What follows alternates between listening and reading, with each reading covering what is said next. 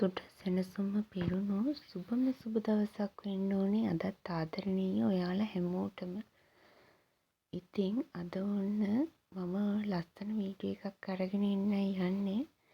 ඉතින් මුලින්ම ආරාධනා කරනවා මගේ channel එක subscribe කරගෙනම මගේ වීඩියෝ එක බලන්න එකතු වෙන්න කියලා. ඉතින් බලන්නකෝ මේ කඳුකරේ ලස්සන. ඉතින් මෙන්න මේ කන්ද මුදුනේ තමයි අපි ජීවත් වෙන්නේ. ඉතින් මේ ලස්සන ඔයාලට චුට්ටක් පෙන්වන්න මට හිතුණා. ඉතින් මේ කඳුකරේ දුක සතුට පිරුණු ලස්සන නිදහස් ජීවිතයක් අපි ඉතින් ගත කරනවා. බලන්නකෝ අග වෙලාවට වටේම පේනවා. අහස බලන්නකෝ. අහස නිල් පාට සුදු පාට ගහකොළ වල කොළ පාට හරි ලස්සනට මේ පරිසරේ පේනවා. ඔය දුරින්ම මම පෙන්නන්නේ දෝනිලාගේ ඉස්කෝලේ. බලන්නකෝ හතර වටටම කදු පන්ති ටික චිත්‍රයක් ඇඳලා වගේ ලස්සනට පේනවා. එක එක වෙලාවලට එක එක ලස්සනට පේනවා. ඉතින් ඔය පොඩි ළමයි ටිකක් සරුංගල් අරින්න ඇවිල්ලා හිටියා කන්දට. ඉතින් මේ එයාලගේ එක සරුංගලයක් හුළඟ ගියාලු. මම ඉතින් ඔය එනවා දැකලා තමයි ආපහු ආවේ වීඩියෝ එකක් ගන්න කියලා. එතකොට එක සරුංගලයා නූල කඩාගෙන ගියා කියලා කිව්වා. හරිම සැරයි මෙතනට හුළඟ මේ දවස්වල හුළඟනේ. පොසොන්නේ කාලේට කොහොමදත් හුළඟ තියෙනවනේ. ගොඩාක් කට්ටිය එනවා ඉතින් මෙතනට සරුංගල් අරින්න.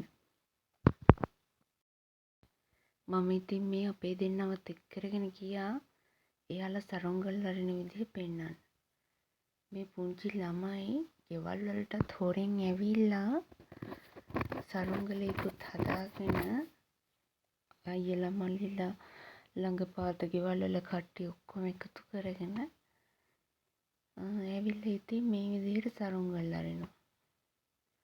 ඉතින් පුංචි ළමයි බලන්නකො නේද?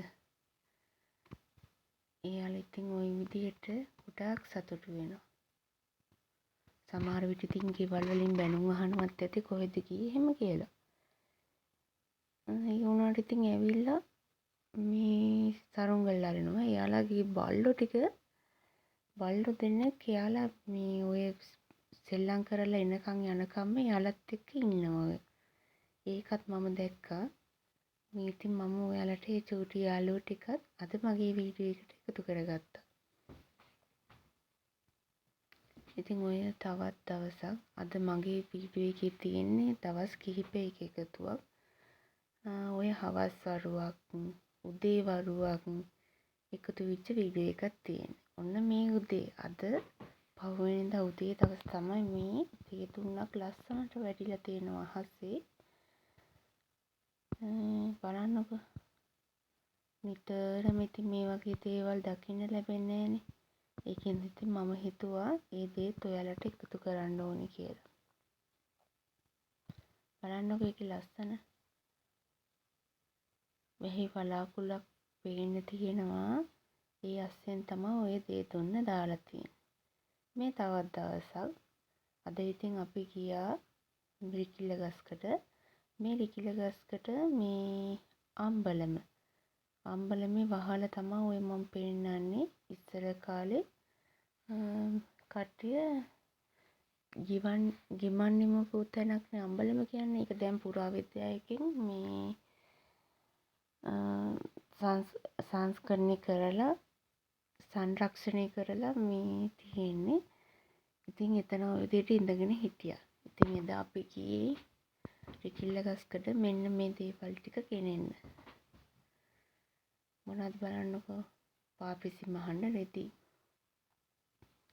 ඉතින් ඊට පස්සේ මේ තවත් දවසක් අද ඉතින් මේ අපි ගලවපු මඤ්ඤොකලී ටික හිටව ගන්න තමයි මේ හවස් වරුවේ චූටි පුතයි මමයි දුවයි තුන්දෙනාම එළියට ආවේ. අද අම්මත් ඇවිල්ලා ඉන්නේ.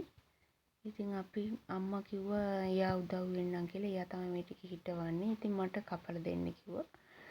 ඉතින් අපි හවස් වරුවේ ඇවිල්ලා මඤ්ඤොක්කලිය ටික ඔන්න ආයෙත් හිටව ගන්න තමයි යන්නේ. ඔය විදිහට ඉතින් ඔන්න මඤ්ඤොක්කලිය ටිකත් හිටවලා වතුර ටිකකුත් දාගන්න තමයි යන්නේ. ඉතින් මෙතන වගා කරට වතුර අදින එක තමයි හරිම කම්මැලි වැඩි. ඔය විදිහට ඉතින් ඉදිච්ච නයි මිරිස් වලින් මම ආපහු පැල ගන්නවා. ඉතින් මේ පැලෙන් ගොඩාක් මම මේ ආපහු මේ කරල් කඩලා ওই විදිහට ඉතවලා අරගෙන ඇටගත්තා. තවන් දැම්මා. ඉතින් මේ ඔය යන්තම් පැත්තකින් පේන්නේ අම්මා මඤ්ඤොක්කලිය ටික හිටවනවා. මේ දෝනි තමයි මේ වීඩියෝ එක අරගෙන තියෙන්නේ. ඉතින් ඔය එයා පෙන්නන්නේ අපේ දඹල වැල් ටික. එක දඹල වැලක්. ඒකේ හොඳට දඹල තියෙනවා. මේ සැරේ මේ ගොඩක් අපි කරපු වගාවන් මේ අපිට කනවටත් වැඩිය මේ මම ඒකෙන් මුදල් උපය ගත්ත ඇත්තටම. ඒ කියන්නේ මේ කියන ආසාවට කන්න විතරක් අපි වගා කරාට මට මේ සැරේ වගාවෙන් පුළුවන් වුණා මේ සල්ලි කීයක් හරි හොයාගන්න. මොකද කිව්වොත් ආසාවෙන් කරන දේ තවත් ආසාවෙන් කරන්න පුළුවන් විදියට ආර්ථිකය ශක්තිමත් කරගන්න පුළුවන් වුණා මේ සැරේ මගේ ගෙවත්තෙන්. ඉතින් තව ඉස්සරහටත් ඒ දේ මම වර්ධනය කරගන්න මහන්සි වෙනවා. ඉතින් මේ පිච්ච පැලේ මං අලුතෙන් ඔය හැදුවේ මේ සැරේ වැස්සට ඒක හරි ලස්සනට හැදිලා. ඉතින් මේ ඉතින් අපේ පුංචි ගෙවත්තේ තියෙන දේවල් තමයි. බෝංචි මං ඔයාලට පෙන්නුවනේ. බෝංචි දැන් 2 වේලක් 3 වේලක් විතර මම කෑවා. අද ඉතින් ඉතුරු ටික අම්මටත් ගෙනියන්න තියෙනවා. දඹලත් තව සතියක් දෙකක් යනකොට අපිට දඹලත් කන්න පුළුවන්. ඇති වෙන්නම තියෙනවා දඹලත් කන්න. වට්ටක්ක වෙල නම් චුට්ටක් වතුර මදි හින්දා මම කොලත් කපපු හින්දාද කොහෙද මේ මැලවිලා වගේ චුට්ටක්. ඔය ඉතින් එන වෙලේට තක්කාලි ගෙඩි ටිකත් එකතු කරගෙන යනවා.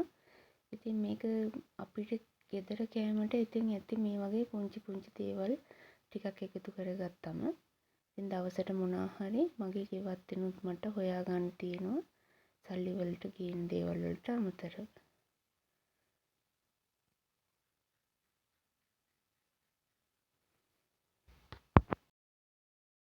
ওই විදිහට අපි ඉතින් මාඤ්ඤොක්කා ලී ටිකත් හිටවලා පත්තේ තිබුණු තක්කාලි මිරිස් වගේ දේවල් ටිකත් අරගෙන ඔන්න ඉතින් ගෙදර යන්න තමයි හදන්නේ.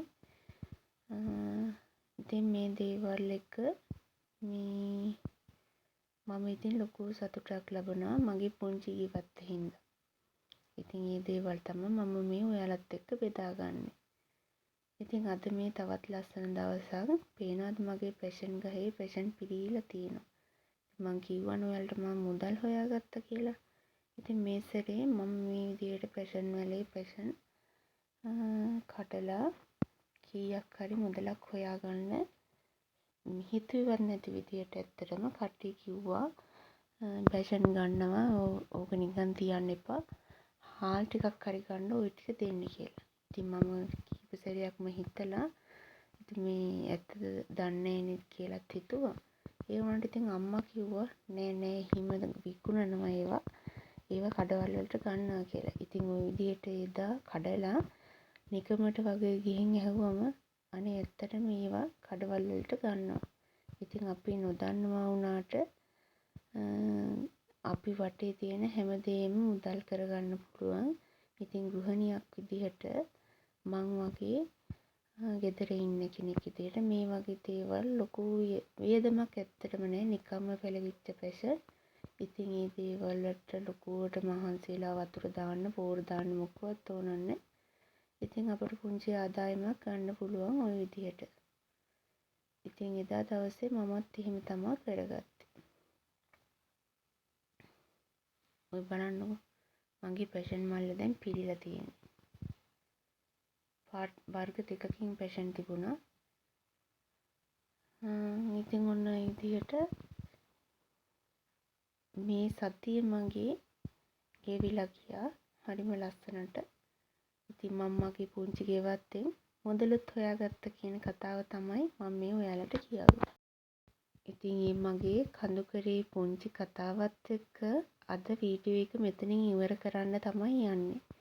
ඉතින් තවත් දවසක තවත් ලස්සන වීඩියෝ එකක් අරගෙන එන්නකම් ගිහින් එන්නම්. හැමදාමත් සතුටින් පරිස්සමින් ඉන්න කියලා ඔයාලා හැමෝටම මම ප්‍රාර්ථනා කරනවා. ඉතින් මේ වගේ පුංචි පුංචි දේවල් වලින් සතුටක් ලබන්න ඔයාලත් මේ පුංචි වීඩියෝ එක බලලා පොඩි හරි දෙයක් හිතට ගන්න කියලා මම ඔයාලට කියනවා.